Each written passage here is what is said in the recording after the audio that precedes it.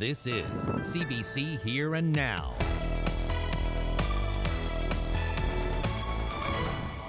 I'm therefore pleased to announce that the whole province will move to Alert Level 2, effective 12:01 a.m. Saturday, March 27th. We all need to follow the rules, now more than ever. Every eligible person who wants a dose of the vaccine should be able to have had their first dose around Canada Day. The Avalon is bypassing Alert Level 3. What Saturday's move means for students, sports, businesses, and the Atlantic bubble. It's been the warmest day of the year so far in St. John's, but we're going to start to see those temperatures drop as we head towards the weekend. Still looking at that risk of some freezing rain and some snow. I can't handle the stress of it. It's causing problems, personal problems, and I won't be doing it. A prosperous Placentia Bay town has turned tense. Economic uncertainty, growing unease, and reports that someone has stolen tens of thousands of dollars. Good evening and welcome to Here and Now. I'm Jeremy Eaton, filling in as your host tonight. Let's get straight to our top story. Welcome news. On Saturday, the entire province will be back at Alert Level 2.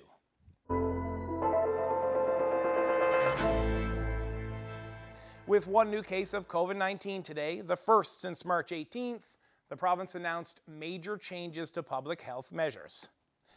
Here Now's Mark Quinn took part in that briefing earlier today. So Mark, let's talk about the biggest change that was announced today. Well, that's right, Jeremy. Right now, the whole province is in alert level 4 or 3. The Avalon's in 4 and the rest is in 3. But today, Dr. Janice Fitzgerald announced that on Saturday, the whole province will move to the less restrictive alert level 2. And here's why she believes that is justified. Thankfully, we have been consistently trending in the right direction in recent weeks. 6 weeks ago, during the week of February 10th to 16th, we had reported 260 new cases. We are down to 1 case over the last week and now 1 case reported today. The 7-day moving average has gone from 40 cases in mid-February to less than 1 case as of today. Since we began reopening, we have not seen evidence of increased viral transmission stemming from either the outbreak or new sources. And in addition, we have not had any new non-epilink cases related to the outbreak in at least 28 days, which is 2 incubation periods for the virus. I'm therefore pleased to announce that the whole province will move to Alert Level 2, effective 12:01 a.m. Saturday, March 27th. So this changes the measures regarding gatherings and socializing. Public Health is now recommending what it calls a steady 20 group of friends and family that you can bubble with, and formal gatherings like faith-based services, funerals, and weddings can now include as many as 50 people. Gyms and cinemas and performance spaces can reopen in Level 2, and it's also good news for restaurants. It means that they'll be open up to 50% of capacity in Level 2. Fitzgerald also addressed what this level change will mean to sports and arts groups, and here's what she said about that. I know that many people in our province, particularly our youth, will be happy to hear that sports teams and organized group activities such as dance, art, music, and performance groups can resume. Initially, teams will be permitted to offer individual athlete skill development and team practice or training sessions, which could include intra-squad competition, so that's within members of the same team. To return to inter-squad competition, we ask each provincial sport association or other sport provider, including private, recreational, and community-based sports providers, to submit a return to sport plan with Sport NL or the Department of Tourism, Culture, Arts and Recreation.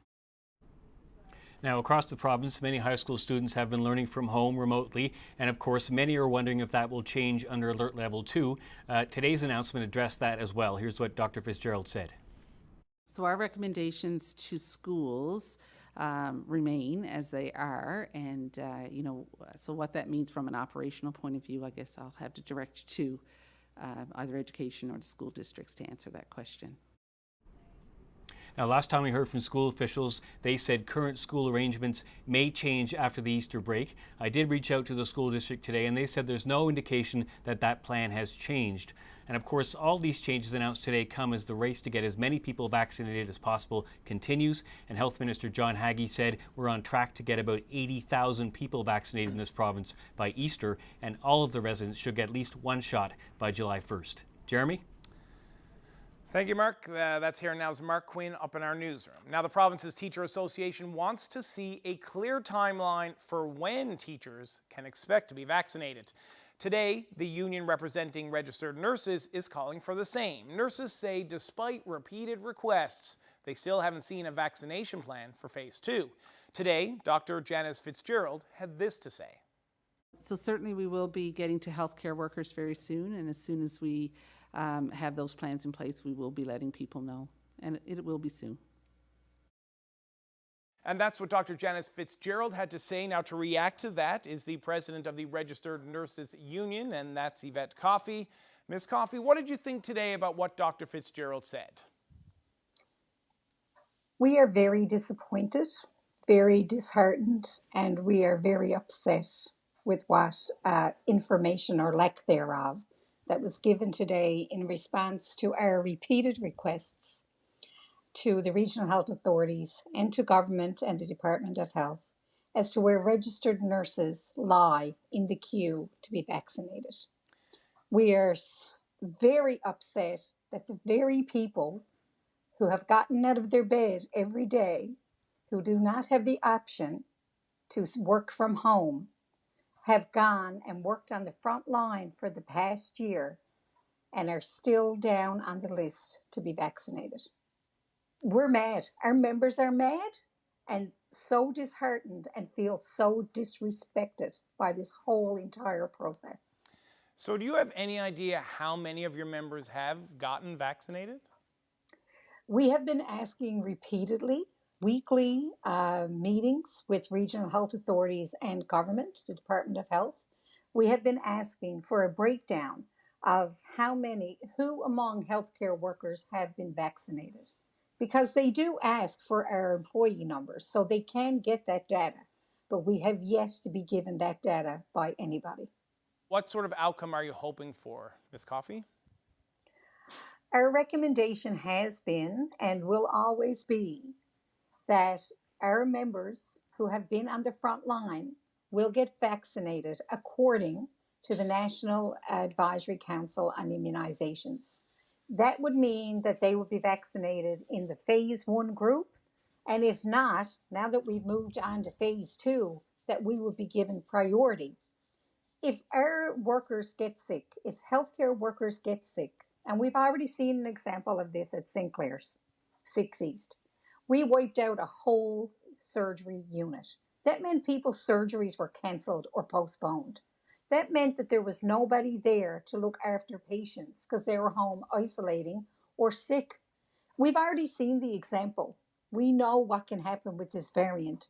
And the announcement today going to alert level 2 has heightened our anxiety around keeping healthcare workers healthy enough so that they can go in and continue to care for the people of Newfoundland and Labrador.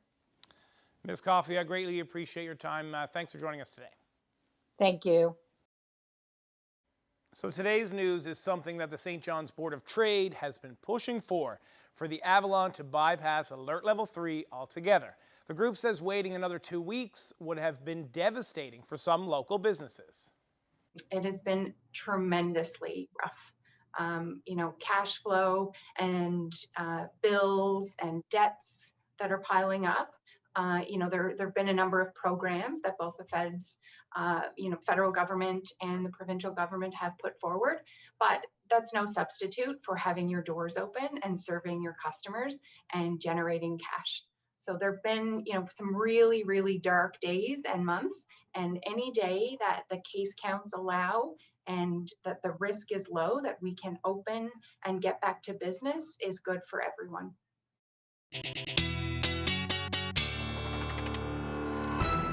Another lovely day out there across the province. Temperatures started a little bit cooler. Let's take a look at where we sat this morning. Our overnight lows hovering around 2 degrees for some areas in St. John's, Marystown -3, and then we've got similar temperature to start for Stephenville and those cool temperatures for Lab City earlier today. Now taking a look at the afternoon highs, rebounded quite nicely. 13 degrees in St. John's today, 14 in Terra Nova, 15 in Corner Brook. So certainly seeing that warm air as we saw a little bit of cloud cover push through earlier today. Once that cleared, the temperatures bumped right up, and we're seeing some cloud cover on the west coast right now. That will generally continue as we head through the night tonight.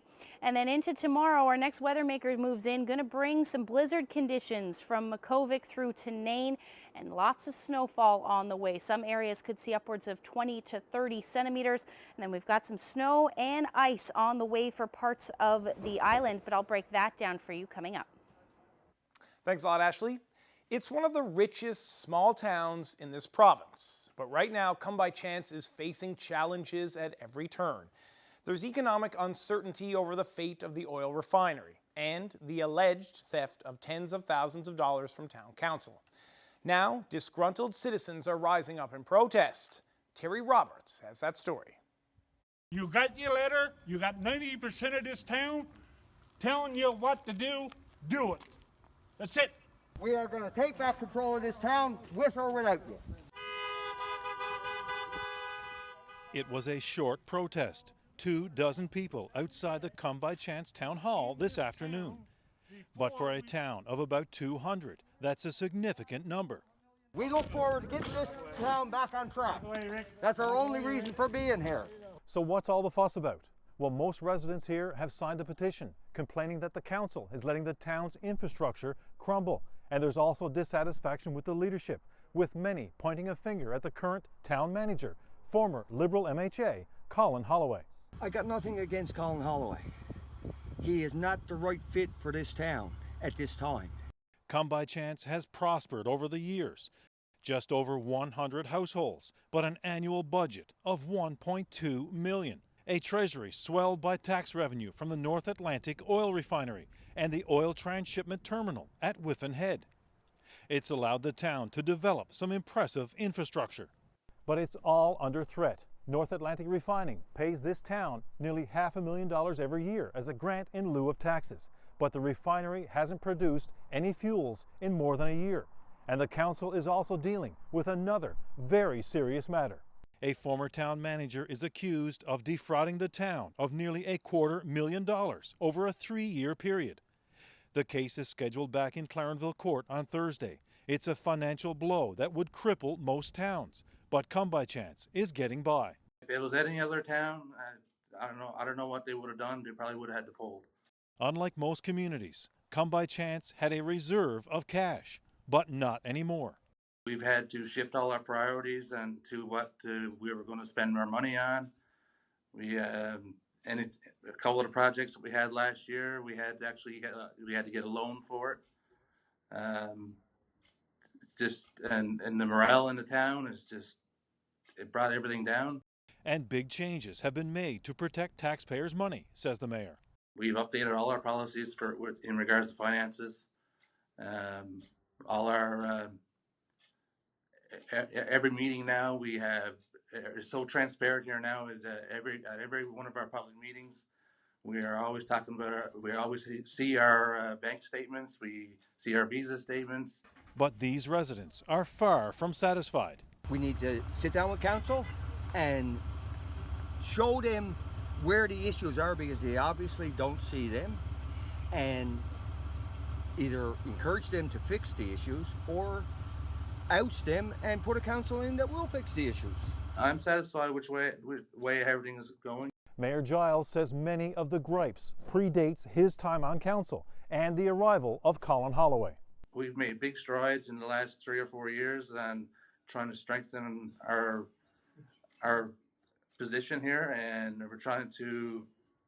we're after changing a lot of our policies, and we're doing what we can. We're doing our best that we can, and I hope that the residents can see that. For those wanting a change inside this building, the mayor says people will soon get their way. As of September, he's done with municipal politics. I can't handle the stress of it. Right now, the way everything is, it's really stressful, and it's causing problems, personal problems, and I won't be doing it. Terry Roberts, CBC News. Come by chance. WestJet is bringing back flights across Atlantic Canada and Quebec starting June 24th. Now, true to its word, service between St. John's and Toronto will also return in June, with a connection between St. John's and Halifax being moved up even earlier. That starts May 6th. In a statement today, the company says it's encouraging the Atlantic Canadian premiers to reopen the region to the rest of Canadians this summer.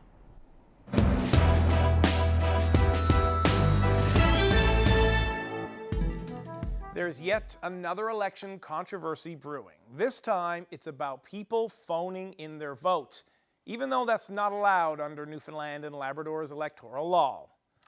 According to release from Elections NL today, 4 voters had problems with their special ballot kits, and Chief Electoral Officer Bruce Chalk let them cast their ballot by phone.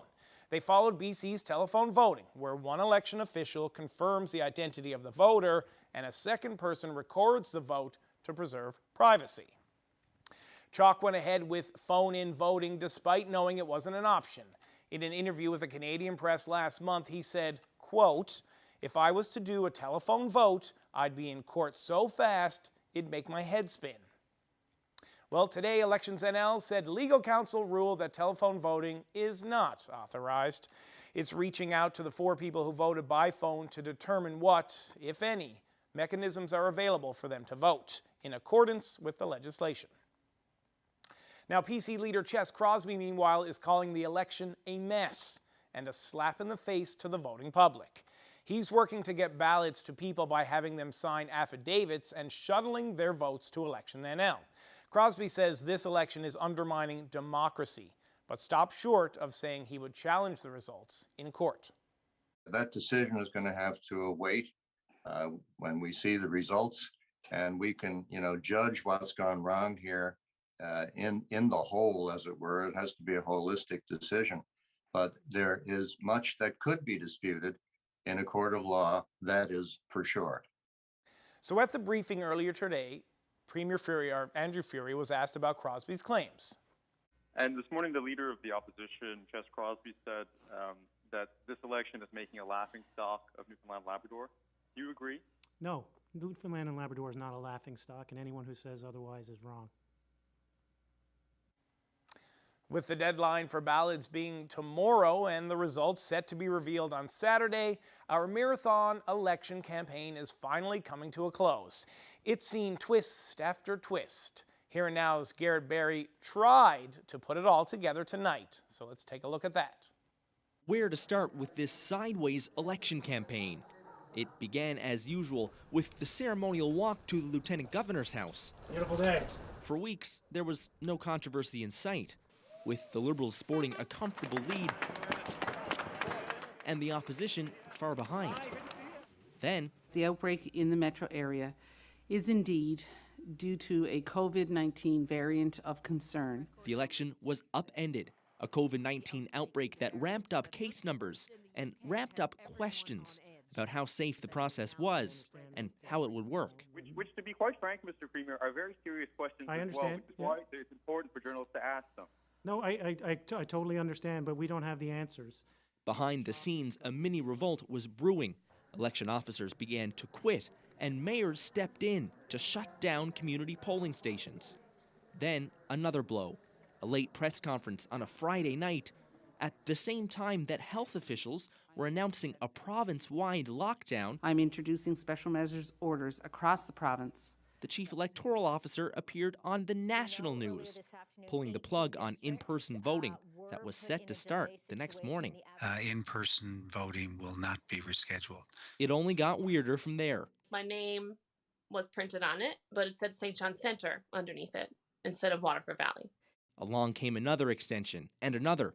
Timelines were changed 5 times. Time ticked on, making this the longest provincial election since Confederation. By far. And the complications continued. With the switch to mail-in voting, serious questions about ballot access. Many in rural Labrador worried they'd be left behind. As soon as you get your ballot, get it back in the mail as fast as you can. Even now, questions continue to crop up.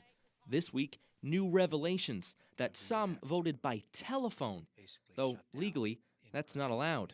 This whole thing has become a shambles. So what should we make of this roller coaster? I asked online. People say it's worrisome, never-ending. One compared it to a messy diaper. Another potential twist still to come, how Saturday's results will be viewed by the parties and by the public. CBCNL will be following along with a province-wide election special, online, on radio, and on TV, starting live at 11:30 Island Time on Saturday. Garrett Berry, CBC News, Gander.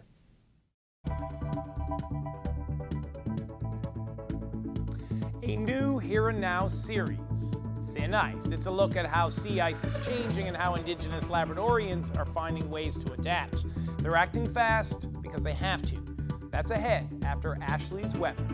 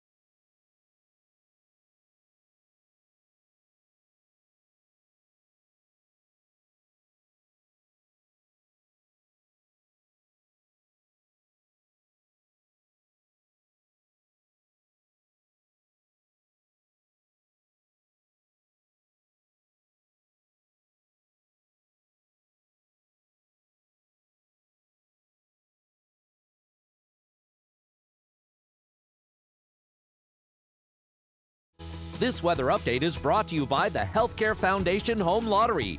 Order tickets now at hcfhomelottery.ca.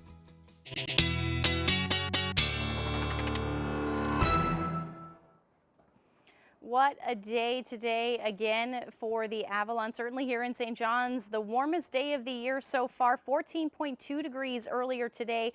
And in fact, we didn't reach that temperature until May 15th of last year. So certainly beautiful weather. Let's take a look at the temperatures across the rest of the province as the daytime highs today. A warm one across the west coast as well, 15 degrees. That cooler temperatures for along the northeast coast, Twillingate only reaching a high near 5, and then we've got about 2 degrees was the afternoon high in Lab City today. Now those winds have shifted and those temperatures are starting to drop. Twillingate down to 1 degree, still at 13 in St. John's. We'll see that temperature drop as we lose that sunlight, but still a beautiful evening.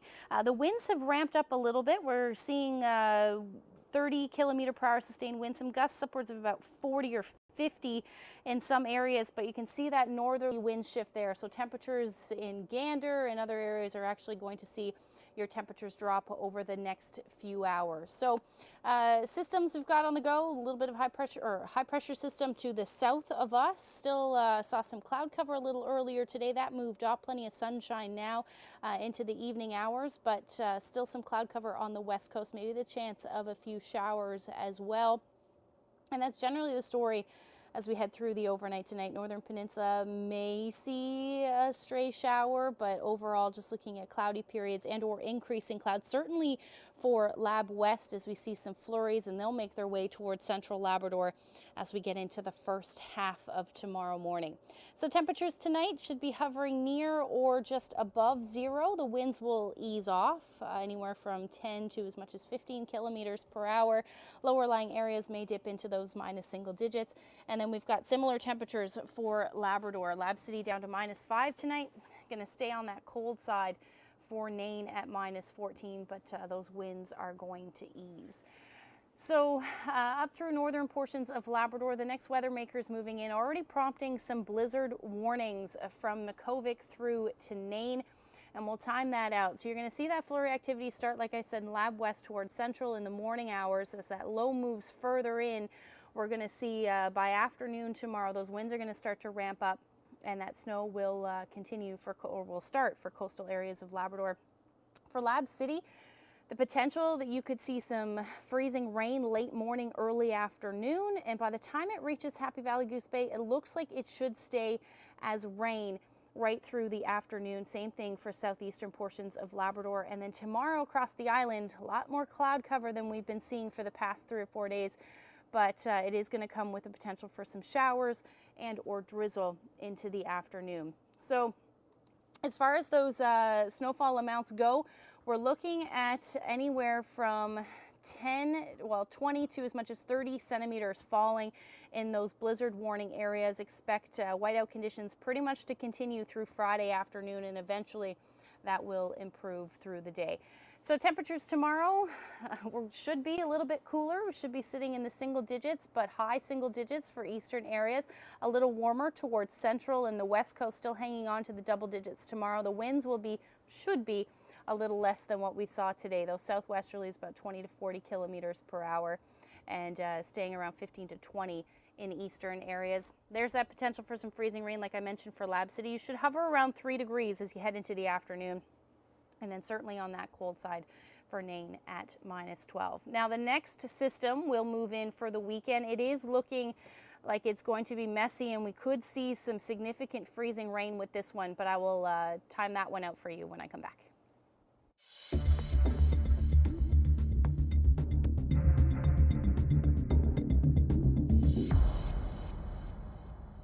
CBC NL is launching a new series. It's a look at the impact of climate change on sea ice in coastal Labrador and how Indigenous people there are finding ways to adapt. A team of reporters, producers, and photographers have been documenting the impacts of thin ice. Here's the CBC's Meg Roberts with more of what you can expect over the series. When you ask people living on Labrador's north coast to explain how important sea ice is, they'll tell you it's like a highway.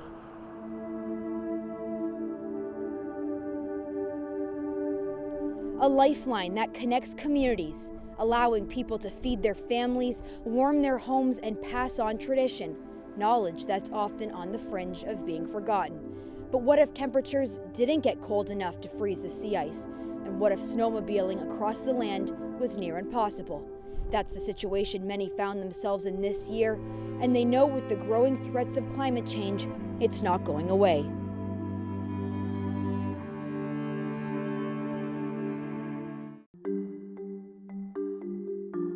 The ice edge to where we always had to go to hunt for seal is much closer than it used to be. When you're stuck and unable to go out and enjoy your surroundings with the sea ice and stuff, it makes you feel that much more isolated. There are some young hunters that go out not really knowing what the ice conditions are like, and some people can go through, like, you know, and something bad could happen, and it's just scary. You have to be extremely careful. Anywhere to the northeast or to the east of Makkovik, it's very thin ice, probably 6 to 8 inches of ice. All those good things that kept us healthy and well and kept us who we are and kept us grounded is not going to be available, I don't think, to our next generation. From December to February, Labrador was much warmer than previous years. 5 of Environment Canada's weather stations even broke records. Hopedale was about 10 degrees above average, Makkovik 8 degrees. This year, the sea ice came 5 weeks later than average and was about 25 to 30 centimeters thinner than normal. And since the late 50s, reports showed Nunatsiavut now has 40 fewer days with snow on the ground. Big changes with big impacts. Experts say the North Coast is losing ice coverage faster than anywhere else in the country. What we're seeing is that in kind of the fall months and the early winter months, sea ice is changing pretty dramatically off the Labrador coast at a rate that is perhaps different than in those same months in other areas in the Canadian Arctic. So what's being done about it? Indigenous people are at the forefront, creating solutions with worldwide reach. Projects like Smart Ice in Nain helping keep people safe on the ice. Solar panels have been installed in Makkovik, and there's been a push for wind turbines to go up in Nain. They're working on plans to adapt. I was told many years ago that there's changes happening, but I never ever dreamt that it would be happening as fast as it is. Over this series, you'll hear more about those solutions, and you'll also hear from experts and community members about how living without ice majorly impacts lives. And you'll notice that there are solutions underway, but there are still many more problems to be solved. Thin Ice, a new series starting on Here and Now.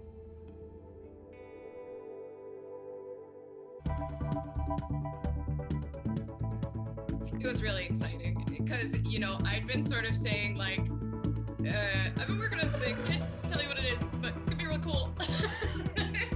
Well, no spoiler alert there. It is really cool, and she can finally talk about it. You'll hear Corner Brook singer-songwriter Alison Crowe in the star-studded Justice League movie, why its message runs deep for her and the film's director.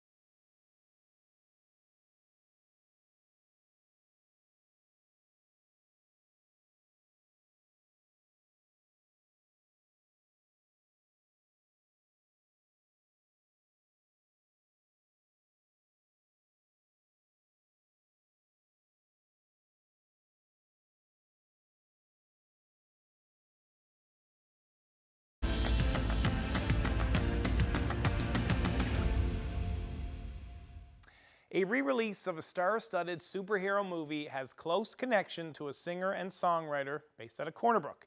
She's originally from British Columbia, but Alison Crowe has been calling this province home for about 15 years.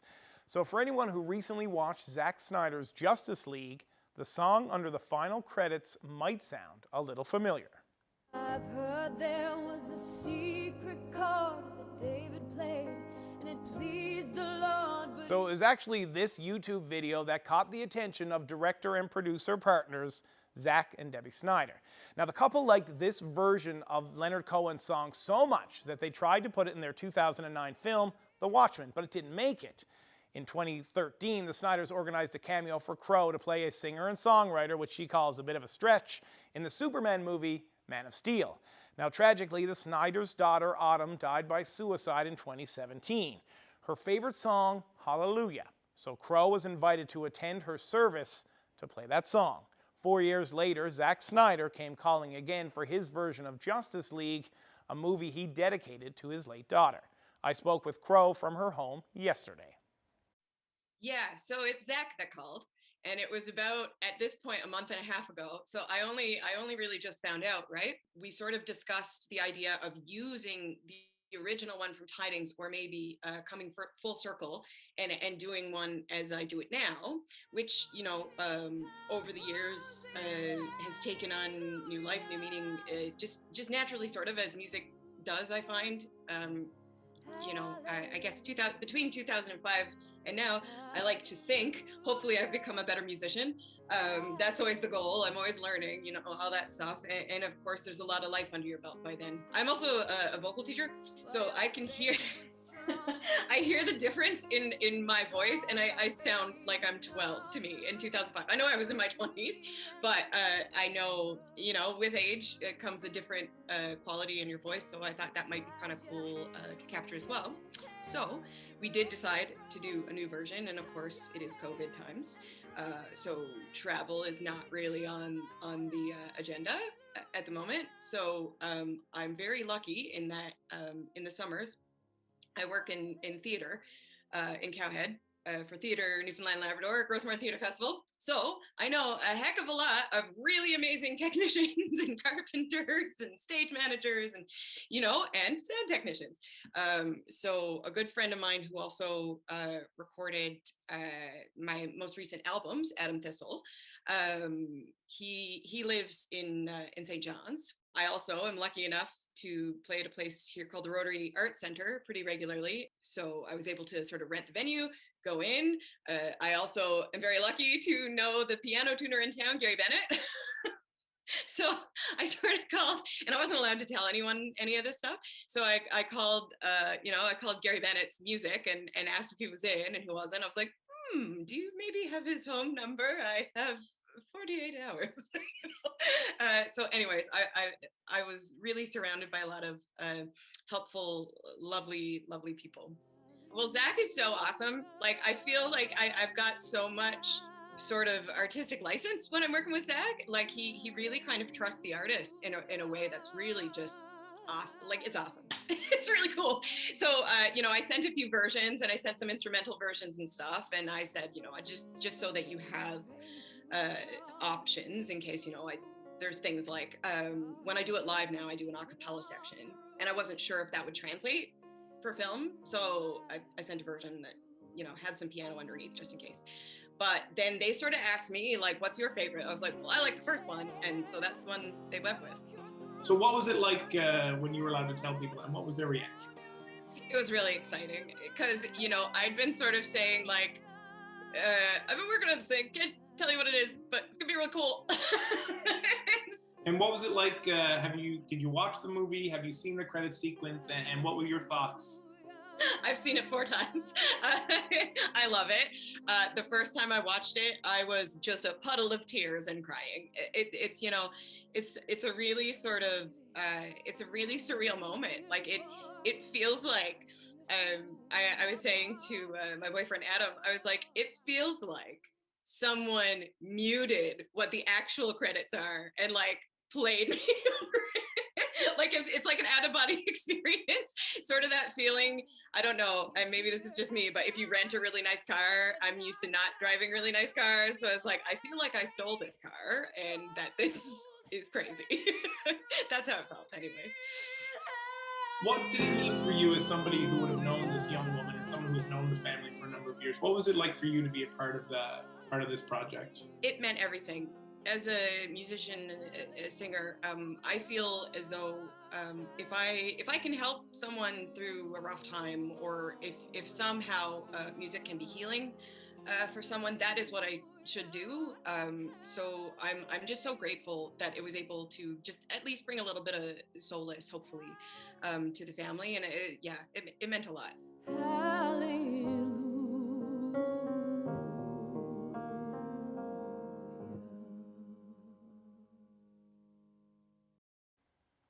So Crow's song wasn't the only connection to this province that appeared in that film. Just take a look at this video. So Twitter user Riley Fitzgerald posted this on Twitter and pointed out that when you see Dreamboat Jason Momoa drive away, just look at the license plate. That's a Newfoundland and Labrador license plate. I'm going to slow it down and zoom in a bit, and you take a quick look at it, and there it goes. Now the U does look a little bit funny, and that looks more like an 8 there on the end, but that's definitely a license plate. Now look over Momoa's head, and you see a flag there in the background. Now when it comes into focus, God guard they, Newfoundland and Labrador. That is our provincial flag flying there. Now, by all accounts, I don't believe that this was filmed here, but this also appeared in the Justice League film.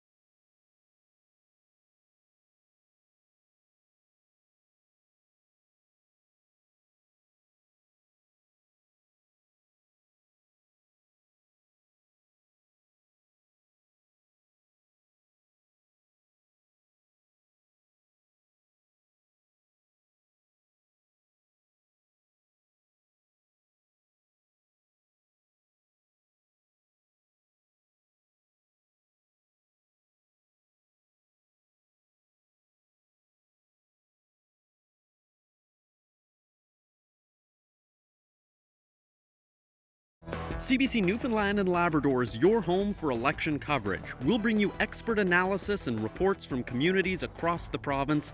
We'll be with you as the results come in live. Join me, Peter Cowan, along with Carolyn Stokes.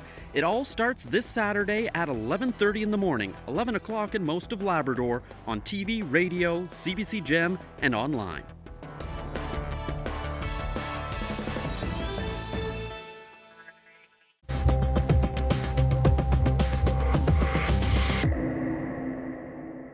Returning now to today's medical briefing. Many on the Avalon are still buzzing at the thought that we're bypassing alert level 3 altogether. So what does this, combined with low case numbers, mean for the Atlantic bubble and beyond? The Premier had this to say.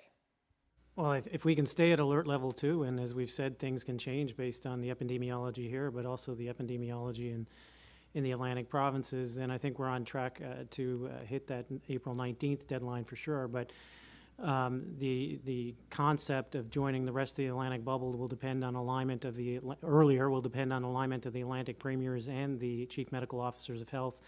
But this is a good news. This is a good sign, a good signal that certainly if we can keep the numbers where they are, if everyone continues to dig a little deeper and follow public health guidelines, that we're certainly on track for the middle of April. With COVID-19 variants spreading across the country, public health officials want as many people as possible to get their first dose of the vaccine. So that's why guidelines from the National Advisory Committee on Immunization allow for as long as 4 months between first and second shots. But as Christine Barak reports, some experts are questioning the wisdom of that approach. Cancelled and changed to June 29th. Instead of 3 weeks, Rochelle Eisen's second vaccine dose is now scheduled 4 months later. I think people that are elderly and can't wait 4 months for the second vaccine because they may not make it. The Eisens are waiting for shots due to a guideline issued earlier this month, a guideline that could soon change. Now they're going to be meeting about it, and they're going to be looking at it in great detail. They are Canada's National Advisory Committee on Immunization, or NACI. Based on emerging evidence, the committee advised the second dose of COVID-19 vaccine could be delayed up to 4 months, allowing more people to get first doses, arguably saving lives. But critics say delayed dosing is putting older Canadians at risk. What we're learning now is there are certain subpopulations that probably we need to think about having a little bit more nuance in terms of this guidance.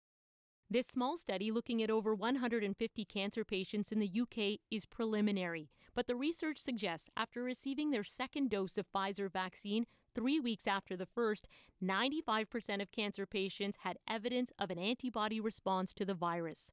That number fell below 40% when patients waited 5 weeks between doses. But experts insist antibody testing doesn't tell the whole story. Like, there's not a test that says, yes, you're protected and no, you're not. At this point, we don't have a correlative protection. Meaning it's not clear what level of antibody response is needed to attack this coronavirus in order to protect us. Still, NACI says it will look at all of the data to date and may alter its 4-month delayed dosing guideline in the next week or two. So we're hoping that maybe it'll change. Eisen says she's not trying to jump any lines. She just wants to feel safe.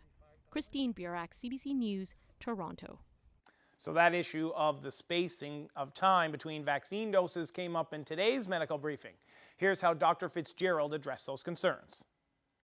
So at this time, we're taking our guidance from the National Advisory Committee on Immunizations, which has been the trusted committee that we have relied on for many, many, many years and has guided us through all of this. So we're taking our lead from them. Certainly the evidence that we have seen from within our own country in Quebec and British Columbia is that there is still a robust response from an immune point of view. We do see a reduction in cases and in severe disease and symptomatic disease, even in the elderly. And so the expectation is that that immunity does not wane very quick, it won't wane kind of overnight. So certainly the evidence that we have right now is indicating that an extended period is safe.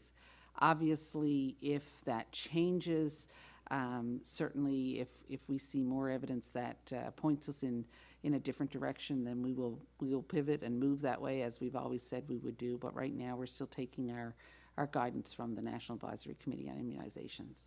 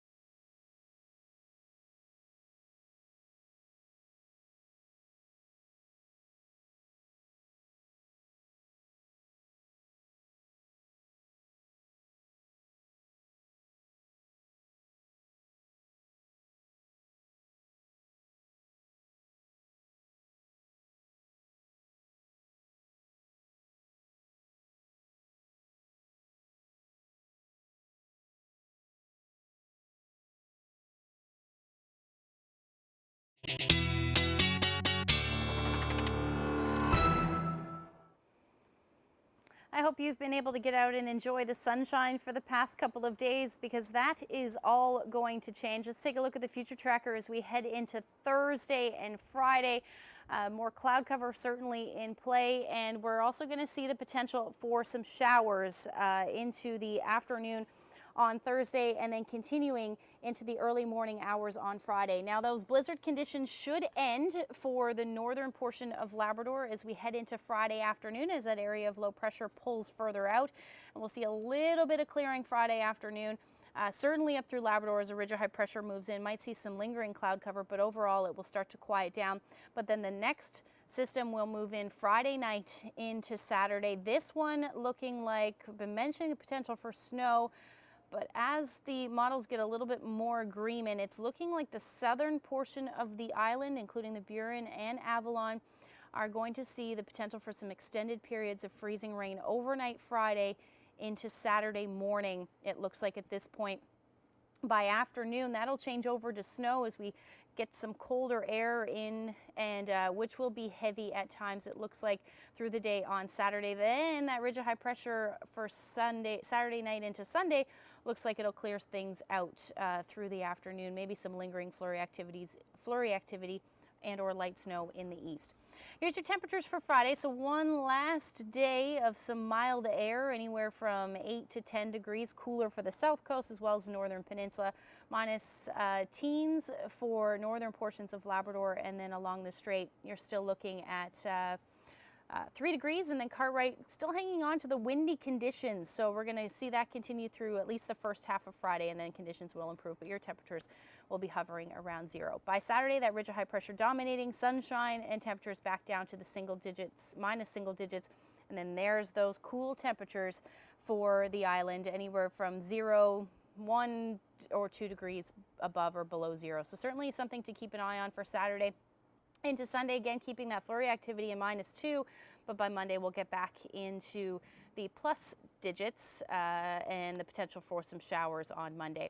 For central Newfoundland, similar forecast, maybe a bit of sunshine on Sunday, but then by Monday either rain or snow. That's the story for western Newfoundland as well, as we see those temperatures bump up a few degrees above 0. And then for Labrador, we'll get back up above 0 for Sunday anyway, but sunshine, then the return of that potential for some flurries on Monday. And then for Lab West, you're looking at sunshine Friday, Saturday, Sunday, some flurries, and certainly on Monday, and your temperatures will be back into the minus single digits. I wanted to share this photo. Look at this sunset in St. Anthony. Krista shared that lovely photo with us. Thank you so much for sharing that. And if you have any weather photos, send them to nlphotos@cbc.ca. Nature can be brutal and cruel, but it can also be inspiring. And a photographer from PEI was able to capture all three when he spotted an epic showdown between a Canada goose and a bald eagle. I'll leave you with that tonight.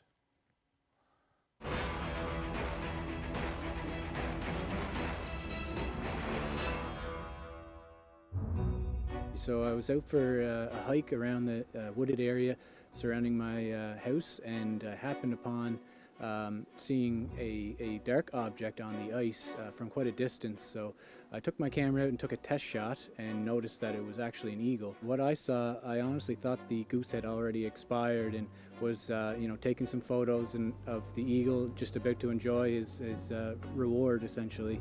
Then all of a sudden, out of nowhere, there was a bit of movement, and that's when I noticed the goose was still alive. The eagle certainly tried multiple times to leave with the goose in its talons, take flight and possibly drop him from height, but never got more than a foot off the ice. Yeah, so at the very end, there's a photo that's pretty funny where the goose just decides to have a drink of water, and the eagle puffs out his feathers and tries to dry out a little and takes off flying. He's decided he's bitten off a little too much that he can chew, and so he takes off and flies away at a very low altitude. That's really the real story, I think, is the underdog story. The eagle has all of the leverage, all of the power, all of the weapons essentially, and he was a very aggressive eagle and knew that he had to finish the job off multiple times, tried to dive from the air down and take the goose out via neck, and it was quite a scene to witness. I did not think the outcome was going to be that the goose survived, but through great determination, courage, and he was able to survive. Kind of just strikes home that you gotta enjoy every day, and also fight to the very end.